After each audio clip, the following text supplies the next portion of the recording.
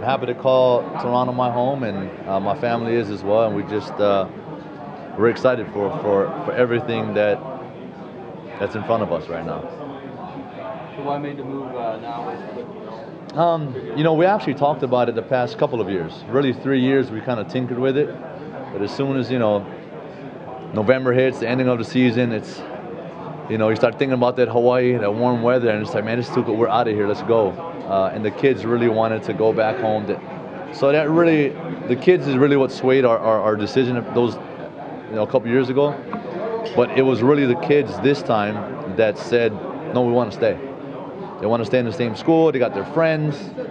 And I said, okay, it's time. So, we went home for the holidays and let everyone know what we were going to be doing, and came out here and came home, And yeah, it was a winter. I know for everyone it's like one of the worst winters, right? But for us, it was like, it's the norm. We didn't know what to expect. We expected it to be cold, and that's exactly what it was. And now if it's going to be easier from here on out, it's going to be a breeze, So I'm looking forward to, man. I'm looking forward to October, November, when everyone's out at practice, bundled up, ski mask, and I'm out there in my shorts and t-shirt still. So I'm excited. Chad didn't end the way you guys wanted it to last year. How much did that fuel you over the offseason to want to count the days away to get back to it? You know what? It's definitely motivating, right? Knowing, that we didn't even make the playoffs and we were better than what we actually showed. But regardless, whether you win the Grey Cup, which we did in 2012, or you don't make the playoffs, your motivation, at least for me anyway, is not how the season ended. It's about moving forward and what's to come, right? Whether you do good or bad, finish strong or first place, last place, it don't matter. Every new season is a new opportunity for everyone, right? And going out and trying to be the best should be your motivation. And that's what it is for me. What about having Ricky back and what yours in the team? It's huge, You're talking about Ricky Foley, right? Yes. Yeah. Both Rickies are phenomenal, but yeah, having Foley back, it's just amazing. He brings leadership, experience, a voice from someone that's successful in this league, and I think in this defensive scheme, I think his talent is really going to, flourish, and he's going to have a Canadian of the Year type year, in my opinion. And we're all excited. Myself, Andre Dury. It's kind of like the three-headed monster, man. Like we really gel together, and I know him and Andre are best friends, and I like to throw myself right in that mix, and we're all, we're excited. As let you know that we're very excited to have him back, and I know he is too, to be home. Will you still be riding into the game with Ricky Ray? Well, yeah, we be go training on game days. That's something I started last year, and it's actually a very relaxing feeling. You don't worry about traffic, driving. You just kind of get to sit back, whether you got your iPod in or whatever. And it's cool, you got fans that come up to you and just, they're amazed that we're actually taking the GO train to the game. But that's the cool thing about being in the CFL, man. You can be you. You don't have to worry about going out and trying to cover up. You shouldn't be out there anyway trying to hide from the public. I want to be in the public eye. I want people to not be afraid to come up to me and think that they're gonna be bothering me. Man, come up to me, say hello, whatever. I'll give you aloha. This is as much as you give me. So, yeah. So to answer the question, we probably will be go training it to the games this year. You're giving everybody the thumb, pinky hang loose. Yeah, man, come on in. Come say hi and give you a big hug. Give you a big pinball hug. Last year you had moments in the season where you were frustrated, and the frustration you overcame it, and you were very proud of the fact that there's no give up in you. Can the team? Do you think this year the team can as a team show that kind of attitude as well? Yeah, I think having stability now, having our home, I guess you could say, where we know we're going to be, it can take out some of the mental distractions.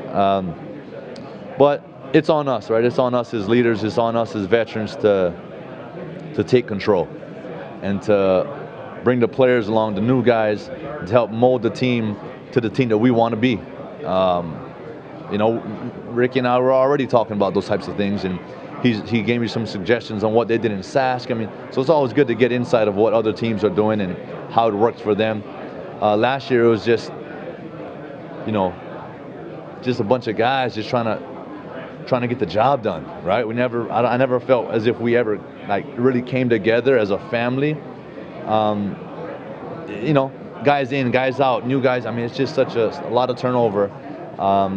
So it's going to be on us as veterans, like I said, to take control and help the coaches out, man. Help the coaches take the stress off of them. I mean, it's not their job to, you know, to do that. I think it's on us. It's our job to do that.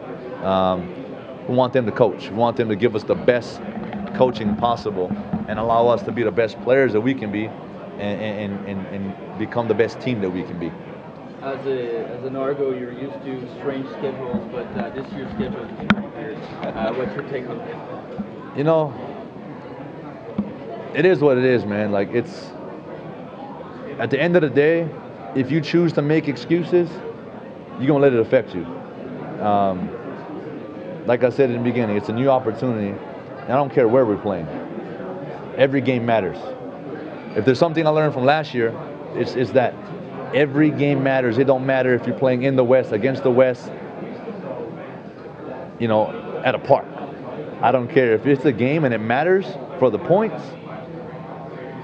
you got to win. You got to go get the W. And yeah, whatever. It is what it is. But our focus needs to be on every week. Whoever it is we're playing, we're going to be bringing our best. We got to prepare. Like, that's the game that matters, whether we're going to make the playoffs or not. I think if we have that approach every week, it don't matter what our schedule looks like. We shouldn't be looking at our full 18-game schedule anyway. Who we got week 1? That's all I'm focused on. John, how much of a boost is it to have training partners like Andre in the offseason now? Because you've usually done a lot of your training in Hawaii. Now that you're surrounded by your teammates and even the coaches, how much of a boost is that for you to prepare for the season? It's huge. You know, I've really, over the course of the last 4 years, I've been doing everything independently, right, on my own, training on my own, not really having that competitive group. I mean, yeah, there's a couple guys that I could call upon back home to come train with, and well, for the most part, man, my training partner was my wife. Not saying that's a downgrade, because hey, she's a beast, and you know, she loves training. I even had my son throwing me some footballs. I'm out there. I mean, like I said, I don't care. I'll go put in work. That's just me. But it is, and I was really looking forward to this part of it, the off season, where I'm surrounded by my teammates. I'm around the element.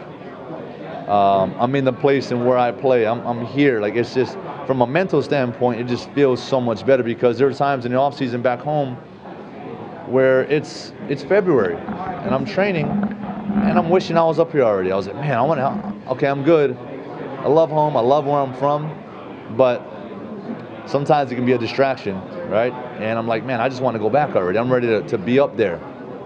And being the fact that I'm here, spending my off season, surrounded with the guys, a lot of competition, and it just feels like what I'm supposed to be doing, you know. So I'm anxious to see how it's going to work out for myself, and I'm excited, man. I'm excited. Speak on what it's like to be standing on the sidelines and watching Ricky Ray in a tough season give everything he had. I thought he was taking his life in his hands so many times.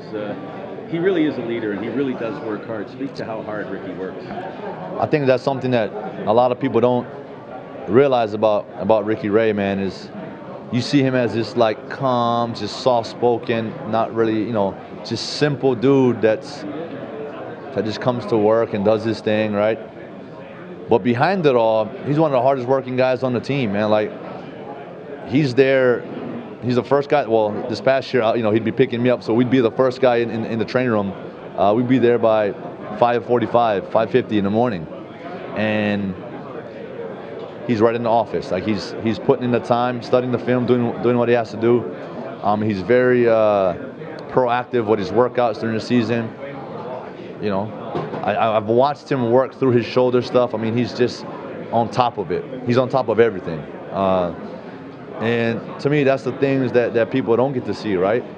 And because Ricky's not a guy, he's not in social media, he's not putting his everyday life on what he's doing out there, right? So everyone's always like wondering, what's Ricky Ray doing? But he's putting in work. I mean, he loves the game, he enjoys what he does, and he ain't gonna let you know, he ain't gonna say anything, he's just gonna do what he does. Don't matter if he gets sacked, he gets hit hard, he may even get a little nick, but he's not gonna show it, right? That's what makes him who he is, and that's why I love playing for him and playing with him. So I'm definitely, looking forward to another year with him. I covered my eyes a lot of times when he ran with the ball. Hey, don't let him fool you, man. He's got a little, he put some pretty good defenders, woo. They say he can't run, but I don't know. Nah, he gets it done, and when it comes down to it, like, he put his body at risk. It don't matter. He's trying to get that first down, and he's done it for us a lot, over and over, getting that extra yard. I know the coaches aren't probably like excited when he does that, but we definitely get excited as players and as teammates when we see your leader doing stuff like that and giving it his all after he just got smacked in the back, taking a sack or whatever. It don't matter. Next play, he's throwing his body in front, trying to break a tackle. I mean, that's the type of player he is, and that's what makes him special. Chad, year 4 now. I mean, you're back, Scott's back, Ricky's back. For you guys, as an offense, is there another level you can reach this year? I mean, that's continuity. I mean, that's got to be good. I think when you want to talk about offensive production, levels that you can reach, I think it's the possibilities are endless. It's all on, again, you got to stay healthy, right? That could be a crutch, which it was last year. But last year it was hard with the injuries for Ricky, especially because a bunch of new receivers, different people coming in. It can make things a little bit harder, even for the coaches. Play calling, having to simplify things. When you have guys in there that understands the offense, that understands the game, you're limitless on what you can do as an offense, right? And I know they're gonna have some good stuff for us again this year, and it's about productivity, right? It's about doing whatever we need to do to win games. I mean, I don't think you need to get extra special and create a whole new scheme or try to get more creative. I think we just need to be able to execute. No penalties, no turnovers, and you'll win games. So it comes down to execution and discipline, as always. And if we can take care of those things, we're going to win a lot more games than we lose.